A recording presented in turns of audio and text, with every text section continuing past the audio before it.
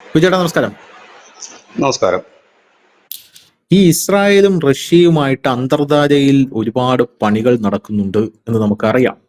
പക്ഷെ അതിന് ഒരു ആധികാരികത ഇല്ലായിരുന്നു. പക്ഷെ ഇപ്പൊ അതിന് എവിടെ നിൽക്കോ ആധികാരികത വരികയാണ്. നമുക്കറിയാം റഷ്യ ഒരിക്കലും ഇസ്രായേലിനെ ആക്രമിക്കില്ല എന്നുള്ള വാർത്ത നമ്മൾ കൊടുത്താണ്. ബിജു ചേട്ടൻ അന്ന് പറഞ്ഞത് എനിക്ക് ഓർമ്മയുണ്ട്.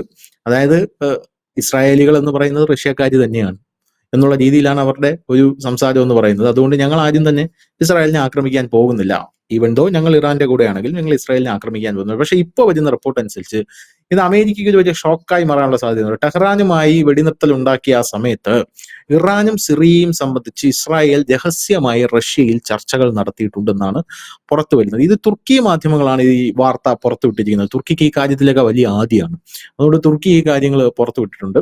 ഇറാനും സിറിയയും സംബന്ധിച്ച് നയതന്ത്ര പരിഹാരം കണ്ടെത്തുന്നതിനായി ടെൽ അവീവ് മോസ്കോയുമായി ഉന്നതതല ബന്ധം പുലർത്തുന്നുണ്ടെന്ന് ഇസ്രായേൽ സ്റ്റേറ്റ് ബ്രോഡ്കാസ്റ്റർ KAN ഇപ്പോ പറഞ്ഞിരിക്കുകയാണ്. ഇസ്രായേലും ഇറാനും തമ്മിൽ മധ്യസ്ഥത വഹിക്കാൻ റഷ്യ വാഗ്ദാനം ചെയ്തതിനെ തുടർന്ന് വെടിനിർത്തൽ പ്രഖ്യാപിച്ച് ഏകദേശം ഒരാഴ്ച കഴിഞ്ഞപ്പോൾ ഇസ്രായേൽ അധികൃതർ മോസ്കോയുമായി ചർച്ച ആരംഭിച്ചു. ചർച്ചകളുടെ ഉള്ളടക്കത്തെക്കുറിച്ച് ഇതുവരെ വ്യക്തമല്ല. അതായത് എന്താണ് ഇവർ ചർച്ച ചെയ്തത് എന്നുള്ളതിനെ കുറിച്ചൊന്നും യാതൊരുവിധ ധാരണയും ആർക്കുമില്ല. എന്നാൽ ചർച്ച നടന്നിട്ടുണ്ട് എന്നുള്ള കാര്യത്തിൽ ഒരു സംശയവുമില്ല എന്നാണ് പറയുന്നത്. എന്താണ് അവിടെ സംഭവിച്ചിട്ടുണ്ടാകുക? ഈ റിപ്പോർട്ട് പുറത്തു വന്നതിന് ശേഷം ഇസ്രായേലും റഷ്യയും തമ്മിലുള്ള അന്തർധാരകൾ കൂടുതൽ തെളിഞ്ഞു വരികയാണോ പുറത്തേക്ക്? നിലവില് നാളിതുവരെ ഇന്നത്തെ ദിവസം വരെ ഇസ്രായേലിനെ കുറ്റപ്പെടുത്തി സംസാരിക്കാത്ത ഒരു രാജ്യമാണ് റഷ്യ.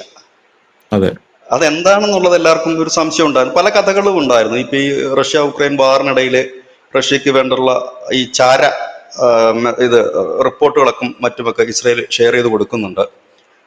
അവരുടെ മൊസാദിന് കിട്ടുന്ന റിപ്പോർട്ടുകളും മറ്റുമൊക്കെ ഷെയർ ചെയ്ത് കൊടുക്കുന്നുണ്ടെന്നൊക്കെയുള്ള വാർത്തകളുണ്ടായിരുന്നു. പിന്നീട് അതിനെക്കുറിച്ച് എന്താണ് എന്നുള്ളതിന്റെ ഒരു ചെറിയ വ്യക്തത ശ്രീ വ്ളാഡിമിർ പുടിൻ നൽകുകയുണ്ട്. അദ്ദേഹം പറഞ്ഞത് ഇസ്രായേലിലുള്ള 75% പേരും റഷ്യക്കാരാണ്, അവർ റഷ്യൻ ഭാഷ സംസാരിക്കുന്നു, റഷ്യയിലുള്ളവരാണ് എന്നാണ് അദ്ദേഹം പറഞ്ഞത്. അതിൽ നിന്ന് ക്ലിയർ ആണ് കാര്യം. ഇന്ന് വരെ റഷ്യ അത്തരത്തില് ഒന്നും പറഞ്ഞിട്ടില്ല. ശ്രദ്ധിക്കേണ്ട ഒരു വിഷയം, സിറിയയിലടക്കം റഷ്യക്ക് സൈനിക താവളമുണ്ട്. സിറിയയിലടക്കം ഇപ്പോഴും ഉണ്ട്. അപ്പോൾ ഇറാന്റെ ഒരു സൈനിക സഹകരണം എന്ന് പറയുമ്പോൾ നമ്മുടെ പോലത്തെ സൈനിക സഹകരണമല്ല. നമ്മുടെ പോലത്തെ സൈനിക സഹകരണം എന്ന് പറയുമ്പോൾ നമ്മുടെ ഒരു ആപത്ത് ഘട്ടത്തിൽ എത്തുക എന്നുള്ള സൈനിക ബന്ധമാണ്. ഇത് ആയുധങ്ങൾ തമ്മിലുള്ള സഹകരണം മാത്രമേ ഉള്ളൂ. നമ്മളും റഷ്യയും തമ്മിൽ എല്ലാ അർത്ഥത്തിലുമുള്ള ഒരു സൈനിക സഹകരണമാണ്. അപ്പോൾ അങ്ങനെ ഒരു സഹകരണമുണ്ട്. അങ്ങനെ എല്ലാവരുമായിട്ട് നിൽക്കുമ്പോൾ പോലും റഷ്യ ഒരിക്കലും ഇസ്രായേലിനെ അറ്റാക്ക് ചെയ്യില്ല. ഇവിടെ ശ്രദ്ധേയമായ ഒരു കാര്യമുണ്ട്. ഈ വാർ തുടങ്ങുന്നതിന് മുമ്പ് ന്യൂസ് ഇന്ത്യ മലയാളം ഒരു വാർത്ത കൊടുത്തിരുന്നു. അതിന് താഴെ വന്ന് ഫേക്ക് ഗീക്ക് എന്നൊക്കെ പറഞ്ഞ ആൾക്കാർ ഇട്ടു. അതിൽ റഷ്യ ഓപ്പറേറ്റ് ചെയ്യുന്ന ചില ആണവ നിലയങ്ങളുണ്ട്. ആണവ നിലയങ്ങൾ അറ്റാക്ക് ചെയ്തിരുതെന്ന് റഷ്യ ഇസ്രായേലിനോട് ആവശ്യപ്പെട്ടിരുന്നു. കാരണം അവിടെ 200-ൽ പരം റഷ്യൻസ് ജോലി ചെയ്യുന്നുണ്ട്. അത് സിവിലിയൻ ആവശ്യങ്ങൾക്ക് വേണ്ടിയിട്ടുള്ള ആണവ നിലയമാണ്. ആ ആണവ നിലയം നിങ്ങൾ അറ്റാക്ക് ചെയ്യരുതെന്ന് പറഞ്ഞിരുന്നു. ഈ യുദ്ധത്തിൽ ഒരിക്കൽ പോലും അത് അറ്റാക്ക് ചെയ്യപ്പെടുകയുണ്ടായില്ല. അതിന്റെ 7 അയലത്ത് പോലും അറ്റാക്ക് നടന്നിട്ടില്ല. രണ്ടാമത്തെ കാര്യം, ഇന്ത്യയുടെ ഒരു തുറമുഖമുണ്ട് ചബാർ. അതിന്റെ 7 അയലത്ത് പോലും ആക്രമണം നടന്നില്ല. അപ്പൊ കൃത്യമായി തന്നെ ഇസ്രായേലിന്റെ 2 സുഹൃത്തുക്കൾ അവര് പറഞ്ഞ വാക്കിന് വില നൽകിക്കൊണ്ട് അത്രയും ഭാഗം അവര് സേഫാക്കി എന്നുള്ളതാണ്. അപ്പം ഈ ഒരു ഘട്ടം വന്ന് അങ്ങനെ എല്ലാ അപ്പോൾ ആ യുദ്ധം തുടങ്ങുന്നതിന്റെ തലേ ദിവസമാണ് നമ്മൾ ആ വാർത്ത കൊടുക്കുന്നത്. അതിൽ നിന്ന് തന്നെ വളരെ വ്യക്തമാണ് ഇസ്രായേൽ യുദ്ധം തുടങ്ങും, അവരടിക്കുമെന്നുള്ള കാര്യം വളരെ വ്യക്തമാണല്ലോ. ഇല്ലെങ്കിൽ പിന്നെ റഷ്യക്ക് അത് പറയേണ്ട കാര്യമില്ലല്ലോ. ഇസ്രായേലിനോട് ഞങ്ങളുടെ ആ ഏരിയ തുടരുത് എന്ന് പറയേണ്ട കാര്യമില്ലല്ലോ. അതായിരുന്നു നമ്മൾ കൊടുത്ത ഒരു വാർത്ത. അതിനുശേഷം ആണ് ഈ സംഭവം നടക്കുന്നത്. റഷ്യ തുടക്കത്തിൽ പറഞ്ഞത്, ഇവിടുത്തെ മാധ്യമങ്ങളൊക്കെ പറഞ്ഞു ഇറാനെ തൊട്ട റഷ്യ ഇറങ്ങുമെന്ന്. അപ്പോഴും നമ്മൾ പറഞ്ഞു ഇറങ്ങില്ല എന്ന് പറഞ്ഞാൽ വലിയ ബന്ധമാണ് ഇസ്രായേലുമായിട്ട് ഈ റഷ്യക്കുള്ളത്. ഈ എല്ലാവരുടെയും മറ്റൊരു ധാരണ എന്ന് പറഞ്ഞാൽ ഇസ്രായേൽ എന്ന് പറഞ്ഞാൽ ഈ അമേരിക്കയുടെ ഒരു അടിമ രാജ്യമാണ്. ഒരിക്കലുമല്ല. അമേരിക്കയ്ക്കാണ് ഇസ്രായേലിനെ വേണ്ടത്, ഇസ്രായേലിനല്ല അമേരിക്ക വേണ്ടത്. കാരണം ഫണ്ടും കാര്യങ്ങളും ഒക്കെ അമേരിക്ക നൽകുന്നുണ്ടെങ്കിൽ പോലും അതിന്റെ ഇരട്ടി കാര്യങ്ങൾ ഇസ്രായേലിൽ നിന്നും ചെല്ലുന്നുണ്ട്. ആ ബുദ്ധി ആയാലും ടെക്നോളജി ആയാലും മറ്റെല്ലാ കാര്യങ്ങളിലും അവിടെ അത് എത്തുന്നുണ്ട്. ഒപ്പം തന്നെ ഏതാണ്ട് അമേരിക്കൻ ചാര സംഘടനയെക്കാളും മുകളിലാണ് മൊസാദ് എന്ന് വേണമെങ്കിൽ ഒരർത്ഥത്തിൽ പറയുകയും ചെയ്യാം. ഈ ഒരു സാഹചര്യത്തിലാണ് ഇസ്രായേലിന്റേതായ നിലപാടുകളുമായിട്ടാണ് എപ്പോഴും മുൻപോട്ട് പോകുന്നത്. ഇവിടെ നിർണായകമായ ഒരു റോളിലേക്ക് ഇന്ത്യയും എത്തുന്നുണ്ട്. ഈ റഷ്യയെയും ഇസ്രായേലിനെയും കണക്ട് ചെയ്യുന്ന ഒരു മീഡിയമായി ഇന്ത്യ പ്രവർത്തിക്കുന്നുണ്ട്.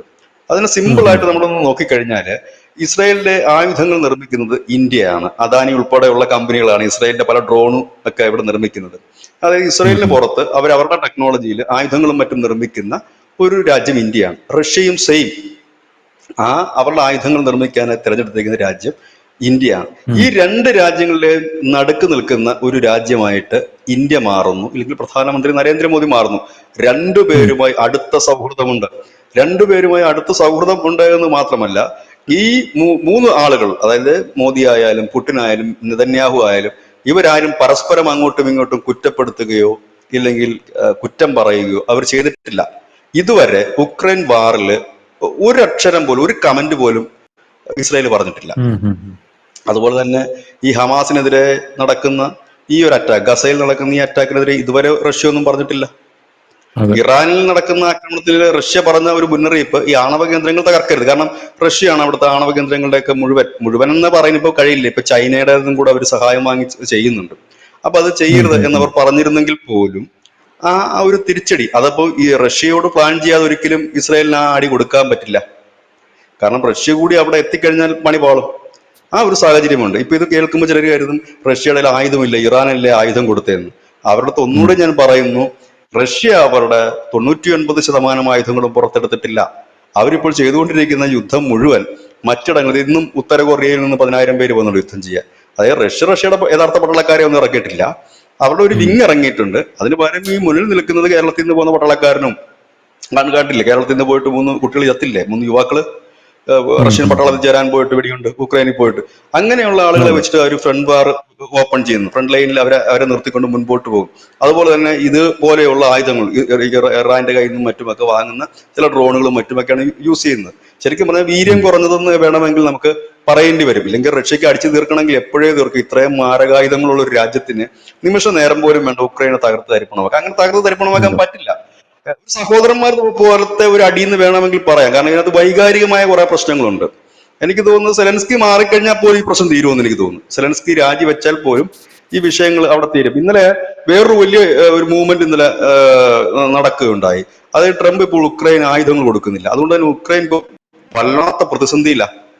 അതെന്തിനാന്ന് ചോദിച്ചു കഴിഞ്ഞാല്, ഇപ്പൊ ചർച്ച നടക്കാൻ പോവാ. ഞാൻ പറഞ്ഞില്ലേ, ഉക്രൈനും റഷ്യയും തമ്മിൽ ചർച്ച നടക്കുക. ആ ചർച്ചയ്ക്ക് മുമ്പ് മാക്സിമം സെലൻസ്കിക്ക് പ്രഷർ കൊടുക്കുകയാണ്.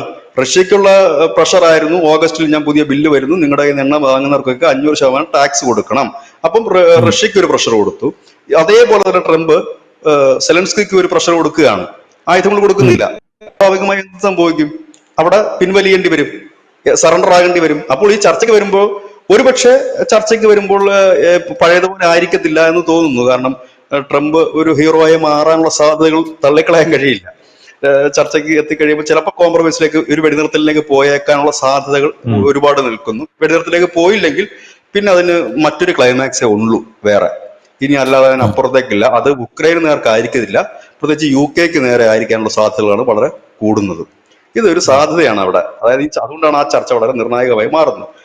ഈ ഒരു സാഹചര്യത്തിലാണ് ഇസ്രായേലിന്റെ പോക്ക്. അതായത് ഇസ്രായേൽ കൃത്യമായി തന്നെ റഷ്യയെ, ഇന്ത്യയെ എല്ലാവരെയും തന്നെ അറിയിച്ചിട്ടാണ് അടിച്ചിരിക്കുന്നത്, കൃത്യമായി തന്നെ. കാരണം അതുകൊണ്ട് തന്നെയാണ് അവരുടെ ഭാഗങ്ങൾ സേഫ് ആയത്. ഈ ഇസ്രായേൽ ആദ്യമായിട്ടല്ല പോകുന്നത്, ഇതിനു മുമ്പും പോയിട്ടുണ്ട്. എനിക്ക് തോന്നുന്നു നമ്മൾ തന്നെയാണ് വാർത്ത കൊടുത്തത്. 2 മാസം 3 മാസം മുമ്പ് അങ്ങോട്ട് പോയിട്ടുണ്ട്. ചിലപ്പോൾ വേണമെങ്കിൽ നമുക്ക് പറയാം, ആ 3 മാസം മുമ്പ് പോയത് ഇറാനെ അടിക്കാനുള്ള പ്ലാനിങ്ങിന്റെ കാര്യങ്ങൾ പറയാനാണോ എന്ന് പറയാൻ പാടില്ലേ? പറയാം, വേണമെങ്കിൽ പറയാവുന്നതാണത്. നമ്മൾ ചിന്തിക്കുമ്പോൾ അങ്ങനെ പറയാം. ഈ 2 മാസം മുമ്പ് ഇറാൻ ആക്രമിക്കുന്നില്ല, അപ്പോഴും പോയിരുന്നു അവരുടെ ആളുകൾ, ഇപ്പോഴും പോയിരുന്നു. അപ്പൊ ഇസ്രായേൽ എന്ന് പറയുന്ന രാജ്യം ഒരിക്കലും അമേരിക്കയുടെ ഒരു സാമന്ത രാജ്യമല്ല. പകരം അവർക്ക് അവരുടേതായ എല്ലാ സ്വാതന്ത്ര്യവുമുള്ള, അവരുടേതായ എല്ലാ കാര്യങ്ങളുമുള്ള ഒരു രാജ്യമാണ്. അമേരിക്കയ്ക്ക് ഇസ്രായേലിനെയാണ് ആവശ്യം, അല്ലാതെ ഇസ്രായേലിന് അമേരിക്കയല്ല. കാരണം അമേരിക്ക കൈവിട്ടാലും ലോകത്ത് ഒരുപാട് രാജ്യങ്ങൾ ഇസ്രായേലിന്റെ ടെക്നോളജിക്ക് വേണ്ടിയിട്ട് താല്പര്യം പ്രകടിപ്പിക്കുന്നവരുണ്ടാകും, അല്ലെങ്കിൽ അവരുടെ മറ്റ് സാങ്കേതിക വിദ്യകൾ വാങ്ങാൻ താല്പര്യമുള്ളവരുണ്ടാകും. പക്ഷെ എന്തായാലും നിലവിൽ ആ സാഹചര്യം ഒന്നുമില്ല. അമേരിക്കയിൽ ഒരിക്കലും കൈവിടാനും അവരെ പറ്റത്തില്ല. അങ്ങനെയൊക്കെ ഉള്ളതാണ്. ഏതായാലും ഈ ഒരു ബന്ധം കൂടുതൽ വരുന്നു. അതിനോട് ചേർത്ത് വായിക്കണം മറ്റൊരു സംഭവം കൂടിയുണ്ട്. കഴിഞ്ഞ ദിവസം നമ്മൾ ഇന്ന് കൊടുത്തൊരു വാർത്ത ഉണ്ട് ന്യൂസ് നിയമനത്തിൽ. ഇന്നലെ തെക്കു പടിഞ്ഞാറൻ ഇറാനിലെ എല്ലാ വ്യോമപാതകളും അടച്ചിട്ടുണ്ട് ഇറാൻ. ഒപ്പം തന്നെ ടെഹ്റാനിലുള്ള വിമാനത്താവളം അടക്കം വിമാനത്താവളങ്ങൾ അടച്ചിട്ടുണ്ട്. അതിനെക്കുറിച്ച് ഇറാൻ ഈ ഗതാഗത വക്താവ് പറയുന്ന കാര്യം, ഇസ്രയേൽ ഏത് നിമിഷവും വെടിനിർത്തൽ ലംഘിക്കാൻ സാധ്യതയുണ്ട് എന്ന് പറയുന്നു. അതൊരു വലിയ വാർത്തയാണ്. രണ്ടാമത്തെ ഒരു വാർത്ത എന്ന് പറഞ്ഞാൽ, ഇന്നലെ ഡൊണാൾഡ് ട്രംപ് ഹൂത്തി വിമതർക്ക് ഒരു മുന്നറിയിപ്പ് കൊടുത്തിട്ടുണ്ട്. അതായത് ഇന്നലെ ഇന്റർനാഷണൽ മീഡിയസിലൊക്കെ ഒരു വലിയ വാർത്ത വന്നിരുന്നു. ഈ B-2 എന്ന് പറഞ്ഞിട്ട് ഒരു വലിയ ബോംബർ ജെറ്റ് ആയിരുന്നല്ലോ മറ്റേ വലിയ ബോംബുകൾ ഇടാനായിട്ട് പോയിരുന്നത്. അത് തിരിച്ചു വന്നിട്ടില്ല എന്നുള്ളതായിരുന്നു വാർത്ത. എല്ലാം തിരിച്ചു വന്നിട്ടില്ല. ഇന്നലെ ട്രംപ് പറഞ്ഞ കാര്യം എന്താണ്?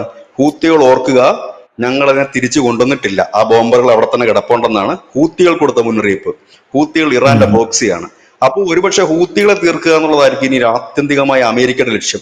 ഈ സമയത്ത് തന്നെ ഒരുപക്ഷെ ഇസ്രായേൽ ആക്രമിക്കാൻ സാധ്യതയുണ്ട്. അതിന് മറ്റൊരു കാരണം കൂടിയുണ്ട്. കഴിഞ്ഞ ദിവസം നമ്മൾ തന്നെ കൊടുത്തൊരു മറ്റൊരു വാർത്ത ഉണ്ടായിരുന്നു. ഇസ്രായേലിന്റെ ഡ്രോണുകൾ, ഇസ്രായേൽ ഇറാനിൽ സ്ഥാപിച്ചിരുന്ന ഡ്രോണുകൾ, അതായത് അവർക്ക് സമയം വരുമ്പോൾ ഉപയോഗിക്കാൻ വേണ്ടിയിട്ട് അവർ കോടിക്കണക്കിന് രൂപ മൂല്യമുള്ള ഹൈ ടെക്നോളജിയുള്ള ഡ്രോണുകൾ അവിടെ ഉണ്ടായിരുന്നു. ആ ഡ്രോണുകൾ ഇറാൻ സ്വന്തമാക്കിയിരിക്കുന്നു. ഇറാൻ അത് എടുത്തിരിക്കുന്നു അവര്, കാരണം അവരുടെ നാട്ടിലാണല്ലോ അത് എടുത്തിരിക്കുന്നു. അത് റിവേഴ്സ് എഞ്ചിനീയറിംഗ് ചെയ്യാൻ സാധ്യതയുണ്ട്. റിവേഴ്സ് എഞ്ചിനീയറിംഗ് ചെയ്തു കഴിഞ്ഞാൽ അത് ഇസ്രായേലിന്റെ എയർ ഡിഫൻസ് സിസ്റ്റത്തെ കബളിപ്പിക്കാൻ പറ്റും. കാരണം ഇസ്രായേൽ അത് ഉണ്ടാക്കിയിരിക്കുന്നത് മറ്റ് എയർ ഡിഫൻസ് സിസ്റ്റങ്ങളെ കബളിപ്പിച്ച് അകത്ത് പോയി വലിയ പ്രഹരശേഷി ഉള്ള ഡ്രോണുകളാണത്. അത് ഇവരെടുത്ത് റിവേഴ്സ് എഞ്ചിനീയറിംഗ് വന്നു കഴിഞ്ഞാൽ ഒറിജിനലിനെ വെല്ലുന്ന തരത്തിലേക്ക് വേണമെങ്കിലും അത് മാറ്റിയെടുക്കാം. ഇതിനു മുമ്പും ഇറാൻ ഇത് കണക്ക് അമേരിക്കയുടെ RQ-57 എന്ന് പറയുന്ന ഒരു സ്റ്റെൽത്ത് എടുത്തിട്ട് അതിനെ മോഡിഫൈ ചെയ്ത് എടുത്തുകൊണ്ടിരിക്കുകയാണ് ഇപ്പോൾ അവര്. അപ്പൊ അതും ആകാം ഒരു പക്ഷെ അതിന് വേണ്ടിയിട്ടും ആകാം. ആ വാർത്ത വന്നപ്പോൾ അതിന് താഴെ ആ മാധ്യമം ഒരു സൂചന നൽകിയിരുന്നു, ഒരുപക്ഷെ ഇത് ഉണ്ടാകാതിരിക്കാൻ ഇസ്രായേൽ ഒരു അറ്റാക്ക് നടത്തിയേക്കാം. കാരണം ആ ടെക്നോളജി പോയി കഴിഞ്ഞാൽ, ഈ റിവേഴ്സ് എഞ്ചിനീയറിംഗ് നടത്തി കഴിഞ്ഞാലുള്ള കുഴപ്പം, അവർക്കിത് ലൈസൻസ് വേണ്ട ആവശ്യമില്ല വിൽക്കാൻ. അവർക്ക് വിൽപ്പന നടത്താം. ഇല്ലെങ്കിൽ കുറച്ചുകൂടി പവർഫുൾ ആയത് ഉണ്ടാക്കി കഴിഞ്ഞാൽ നാളെ അത് ഹിസ്ബുള്ളയുടെ കയ്യിലോ ഹൂത്തികളുടെ കയ്യിലോ എത്തിയാൽ അത് ഇസ്രായേലിന് വലിയ പാടാണത്. കാരണം അവരുടെ ഡിഫൻസ് സിസ്റ്റം പോലും തകർക്കും അത്. അതിന് വേണ്ടിയിട്ടാകാം. എന്തായാലും ഒരു കാര്യം നമ്മൾ മുൻപും പറഞ്ഞു, വെടിനിർത്തൽ എന്ന് പറഞ്ഞാൽ താൽക്കാലികം ഒരു ഷോർട്ട് ബ്രേക്കാണ്. ഏത് നിമിഷവും ലംഘിക്കപ്പെടാം. പ്രത്യേകിച്ച് ഇസ്രായേലുമായിട്ട് ആരൊക്കെ എവിടൊക്കെ വെടിനിർത്തിയിട്ടുണ്ടോ അതൊക്കെ വീണ്ടും തുടങ്ങിയിട്ടുമുണ്ട്.